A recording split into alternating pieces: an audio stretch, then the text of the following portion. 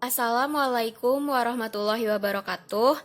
Perkenalkan, nama saya Salsabila Rahma Putri dari kelompok 7. Di sini saya akan memperkenalkan anggota saya terlebih dahulu. Pemateri pertama yaitu saya, Salsabila Rahma Putri. Pemateri kedua, Neneng Anisah. Dan pemateri yang ketiga itu Novi Septiani. Di sini saya akan membahas mengenai Capture 9. Selanjutnya, primary care in women's health, perawatan primer dalam kesehatan wanita. Banyak bidan memasukkan perawatan primer dalam lingkup praktik mereka. Keterampilan penilaian dan diagnosis masalah kesehatan perawatan umum untuk meningkatkan perawatan kebidanan. Bahkan ketika bidan merujuk klien untuk perawatan, wanita lebih sering menggunakan layanan perawatan kesehatan daripada pria. Satu tujuannya, termasuk primer dalam praktik kebidanan, adalah untuk meningkatkan peluang bagi bidan untuk memberikan pendidikan dan dukungan bagi perempuan untuk membuat kesehatan yang positif. Banyak wanita hanya melihat penyedia kesehatan wanita selama tahun-tahun reproduksinya dan mungkin tidak memiliki aspek siap ke praktisi perawatan primer ketika penyakit terjadi. Pedoman praktik di bagian ini memberikan ikhtisar singkat tentang primer terpilih merawat kondisi kesehatan. Bidan bertanggung jawab untuk merawat hanya kondisi-kondisi yang ada di dalam praktiknya, tetapi dapat memilih untuk memperluas cakupan itu dengan pendidikan dan pengalaman berkelanjutan. Seorang kolega yang berpengalaman berkonsultasi memberikan dasar yang aman untuk belajar dan perawatan optimal untuk kebidanan klien. Kemampuan untuk menilai masalah kesehatan umum dan membuat rujukan yang tepat dihargai oleh klien.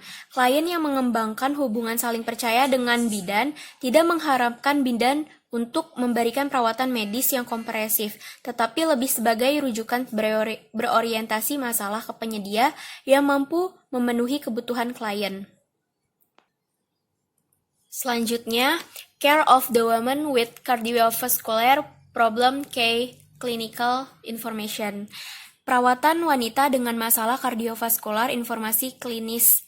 Penyakit jantung adalah penyebab paling utama kematian pada wanita. Sedangkan kebanyakan penelitian tentang pencegahan dan pengobatan penyakit jantung telah dilakukan dengan menggunakan pria subjek. Informasi terbaru dari catatan American Heart Association atau AHA bahwa 38% wanita yang mengalami serangan jantung akan mati dalam setahun. Bidan yang sering terbiasa merawat wanita pada dasarnya sehat harus diingat faktor resiko, tanda, dan gejala penyakit jantung, hipertensi, dan stroke. Banyak wanita mungkin tidak menyadari bahwa mereka memiliki masalah sampai signifikan gejala berkembang. Wanita dengan diabetes juga dapat mengembangkan masalah pembuluh darah perifer. Klien harus didorong untuk berpartisipasi dalam ulasan pribadi tentang faktor-faktor risiko yang tetap dan dapat dimodifikasi, dan untuk mengidentifikasi perubahan gaya hidup untuk mengurangi pribadi risiko penyakit arteri koroner. Selanjutnya adalah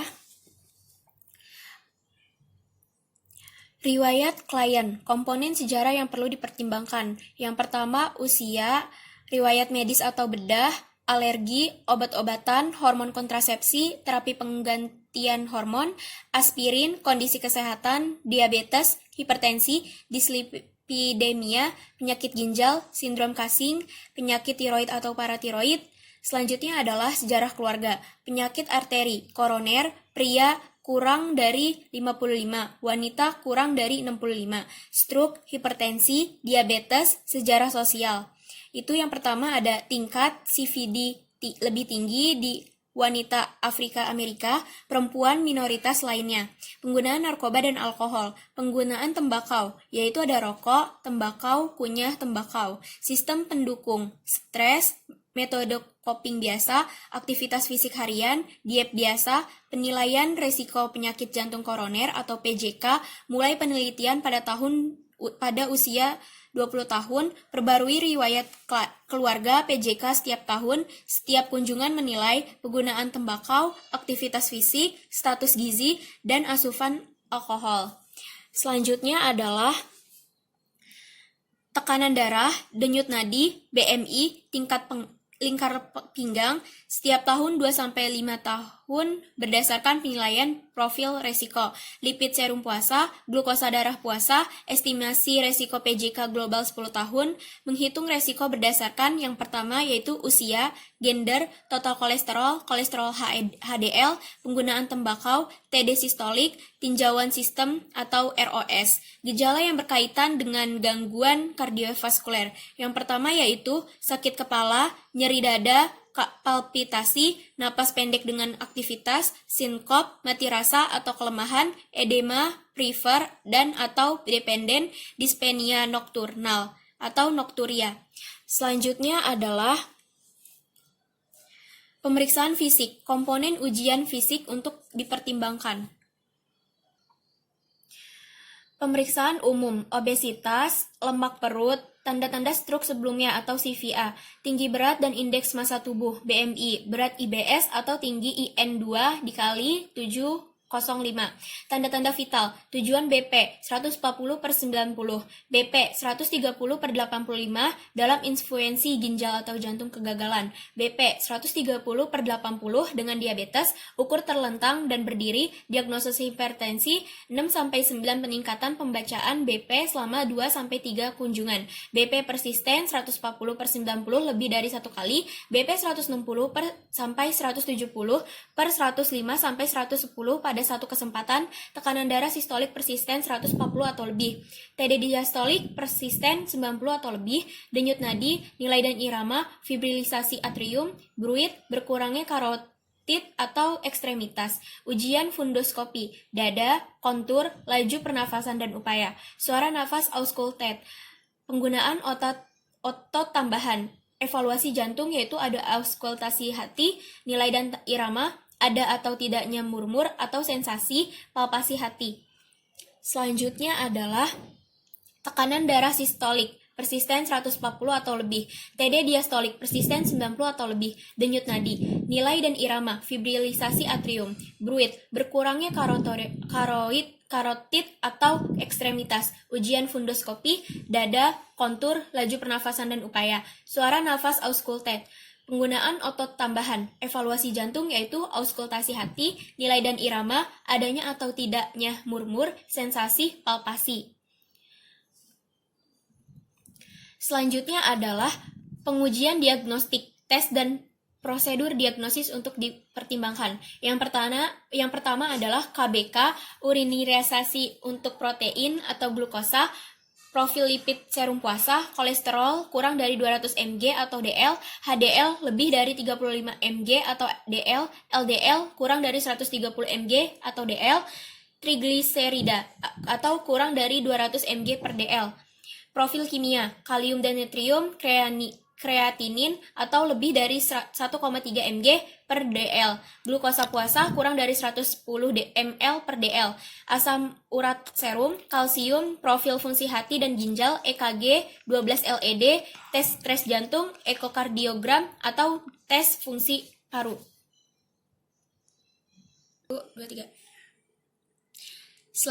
Selanjutnya adalah memberikan perawatan tindakan terapi untuk dipertimbangkan. Yang pertama itu inisiasi terapi medis oleh penyedia perawatan primer atau rujukan spesialis, seperti yang ditunjukkan oleh kondisi klien, per ruang lingkup praktik atau pengaturan praktik. Yang pertama, hipertensi itu adalah penghambat ACE, angiotensin reseptor blocker, pemblokiran saluran kalsium, blocker, diuretik, tipe tiazid, hindari estrogen dengan hipertensi.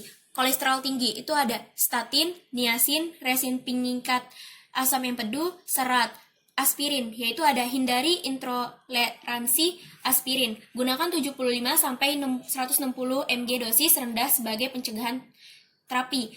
Memberikan perawatan, tindakan alternatif untuk dipertimbangkan. Tindakan alternatif bukanlah pengganti untuk perawatan medis pada klien yang tidak memiliki respon yang menguntungkan dengan perubahan gaya hidup. Yang pertama, hindari herbal yang dapat meningkatkan BP.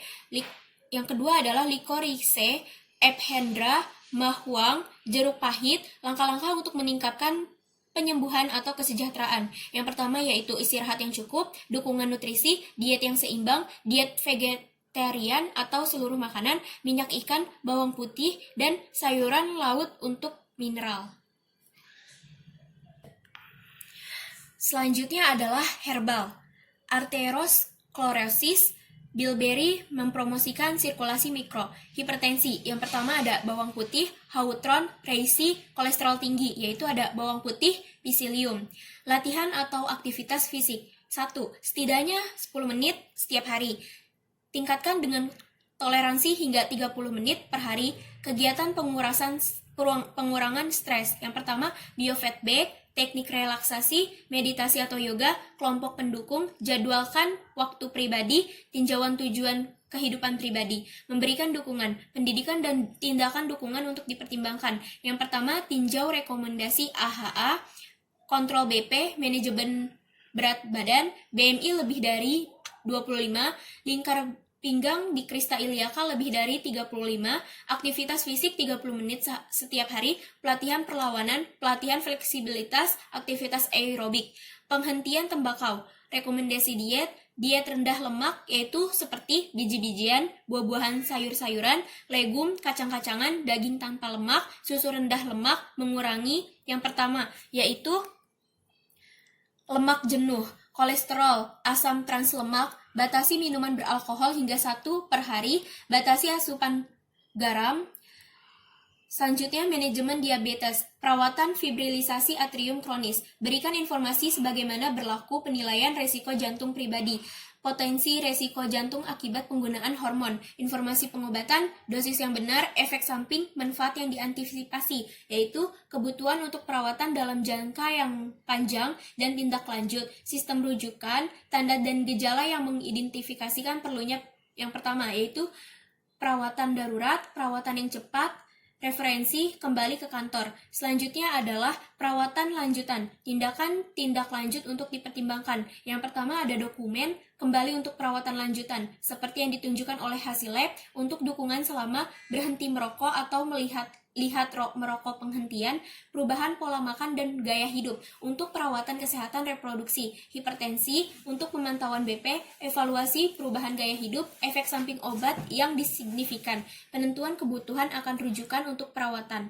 Yang pertama, dislipidemia, evaluasi serial profil lipid, evaluasi perubahan gaya hidup, efek samping obat, dan penentuan kebutuhan akan rujukan untuk perawatan. Selanjutnya adalah praktik kolaboratif, kriteria untuk dipertimbangkan untuk konsultasi atau rujukan. Yang pertama, layanan darurat, sistolik BP atau lebih dari 200 atau diastolik lebih dari 120, tanda atau gejala yang mencurigakan untuk stroke atau MI, pelayanan kesehatan untuk evaluasi dan atau perawatan, disfungsi kardiovaskular atau yang dicurigai peningkatan kadar lipid sesuai dengan dislipidemia, hipertensi, diabetes untuk diagnosis atau perawatan di luar ruang lingkup praktik bidan. Selanjutnya adalah peduli wanita dengan gangguan dermatologi. Informasi klinis utama. Yang pertama, banyak penyakit dan kondisi yang mungkin timbul perubahan kulit. Lesi kulit mungkin mewakili lokal kondisi atau menjadi manifestasi dari infeksi virus tersebut seperti rubella. Teks dermatologis yang baik dengan foto warna yang sangat berguna bagi bidan yang memberikan perawatan primer. Banyak kelainan dermatologis dapat didiagnosis berdasarkan penampilan. Pemeriksaan harus mencakup area yang tidak dapat diakses untuk pemeriksaan diri, karena hal ini dapat menghasilkan informasi tambahan yang diperlukan untuk membuat diagnosis yang akurat. Selanjutnya adalah sejarah klien, komponen sejarah yang perlu dipertimbangkan, yaitu usia, riwayat medis atau bedah, alergi dan sensitivitas, obat saat ini, kondisi kronis dan akut, operasi sebelumnya, kondisi kulit sebelumnya, sejarah keluarga, melanoma, psoriasis, kepekaan kulit. Onset durasi keparahan. Gejala, lokasi dan distribusi lesi, karakteristik lesi kulit, faktor terkait atau gejala tambahan, demam atau menggigil, mual muntah, nyeri, pembekakan, obat yang digunakan dan efeknya, potensi paparan, infeksi, investasi, gigitan dan sengatan, serangga, ular, laba-laba, ubur-ubur, paparan sinar matahari, bahan kimia, racun, Tinjauan sistem atau ROS. Pemeriksaan fisik, komponen ujian fisik untuk dipertimbangkan. Yang pertama itu ada pemeriksaan fisik umum, dengan fokus pada menyajikan keluhan. Yang pertama, tanda vital termasuk suhu, tiroid, kelenjar getah bening, tanda-tanda penyakit sistemik, observasi dan palpasi lesi untuk lokasi dan distribusi lesi, ukuran dan jumlah lesi, simetri lesi, kontur permukaan lesi. Selanjutnya, rata, dibesarkan, makular, papular, bolus, anular. Selanjutnya adalah karakteristik margin, geografis, tidak beratur, jelas, halus, linier, dicampur, dibesarkan, digulung, dan bervariasi. Selanjutnya adalah perawatan lesi, warna pigmen, tidak merata, deskripsi lesi, penskalaan, menghancurkan, ulceri, erosi, kehadiran eksudat, jerawat, vulgaris, dan nodulokistik. Selanjutnya, rosacea, kondisi untuk berjerawat kronis. Tahap 1, eritema, persisten dengan berserakan telang. Selanjutnya tahap 2, gejala stadium 1 dengan papula, pustula, dan wajah yang menonjol pori-pori. Tahap 3, bereritema, mendalam, persisten, padat, telangiestas. Selanjutnya papula, pustula, dan oedema seperti plak. Selanjutnya ada rosacea oftalmik, fotofobia, konjungtivis, iritis, dan meradang kronis margin mata. Selanjutnya, infeksi bakteri, selulitis, presentasi lesi penyebaran akut dengan kulit yang merah, panas, lembut, dan subkutan. Jaringan perbatasan tidak teratur dan timbul karena busung. Impetigo, infeksi purulen akut ditandai dengan 1-3 cm, tangisan gundul, daerah yang dikelilingi oleh kerak berwarna madu. Selanjutnya adalah abses seperti furunkel, folikulitis, atau karbon dikarakterisasi oleh lokal selulitis. Selanjutnya ada penyakit Lyme atau disebabkan oleh spirochete, ditransmisikan oleh kutu menit. Tahap 1, gejala hallmark atau adalah lesi Bulley-S berukuran 3-15 cm di lokasi kutu. Gigitan, gejala seperti flu, dan dapat terjadi. Tahap 2, keletihan parah, malaise, juga dermatologis, kardiovaskuler, gejala muskuloskeletal, dan neurologis dapat berkembang. Dermatis, kontak, eritema, dan berkembang di skala dan pembentukan plak atau deskumasi dengan perbatasan epidermis dan rendah lembab terkait gejala termasuk puritis terbakar. Selanjutnya adalah eksim atau dermatis autopik, sangat gatal, lesi kulit yang ditandai dengan eritema, papula, scaling, eksorosasi, dan pengerasan kulit. Paling sering terlihat di lipatan siku dan berlutut di belakang telinga, tangan, dan kaki. Lisen simplex disebabkan oleh persisten menggaruk daerah yang terkena dampak mengakibatkan peradangan kronis pada kulit, ditandai dengan kering gatal bersisik. Selanjutnya ada infestasi, kudis, lesi tampak berwarna abu-abu atau linier berwarna kulit atau bergelombang yang berakhir dengan vesikel kecil atau papula terkait dengan gatal parah. Pedikulosis, kapitis, puritis kulit kepala adalah yang utama keluhan. Korporis, puritis bahu, bokong, dan perut adalah hal biasa. Pubis, puritis daerah pubis adalah primer keluhan. Keluhannya itu infestasi, kudis, pedikulosis, kapitis, korporis, pubis. Selanjutnya adalah rubella atau ruam merah muda kemerahan, mulai pada wajah dan menyebar ke bagasi. Herpes, varicella, lesi vesikuler itu menjadi bisul lalu kerak. Herpes zoster, janin, herpes simplex, human papillomavirus, kutil biasa, kutil rata, plumphard wart, genital warts. Selanjutnya adalah molluscum contagiosum, berbentuk kubah, papula dengan pusat, pusar, dan pusat inti lilin. Kelainan kulit terkait HIV. Ada thrush, ada leukoplakia berbulu, herpes simplex, dan herpes zoster, sarkoma kaposi. Selanjutnya adalah infeksi jamur, tinea pedis, tinea manum, tinea corporis, tinea unguinum, tinea versicolor. Selanjutnya adalah Psoriasis, jenis plak, ditandai dengan dalam eritematosa, plak oval yang teridentifikasi dengan tajam, mungkin memiliki skala keperakaan di atas puritis. Gutet, 1-2 cm papula, terutama terlihat pada bagasi puritis. Erythrodermic, hadiah dengan generalisi etirama hebat, puritis. Pustular, atau pustula steril 2-3 mm, itu bergabung lalu berdenyut. Selanjutnya adalah melanoma maligna, lesi berpigmen yang sering terbentuk dari tahi lahat. Selanjutnya bentuk asimetri lesi, penyimpangan batas, variasi warna, diametri lesi lebih besar dari 6 mm. Kesan klinis, diagnosis banding yang dipertimbangkan. Yang pertama yaitu infeksi bakteri atau virus, jerawat, psoriasis, investasi, paparan terhadap iritasi atau racun, reaksi alergi, reaksi pengobatan, kanker kulit, manifestasi kulit dari penyakit sistemik. Pengujian diagnostik.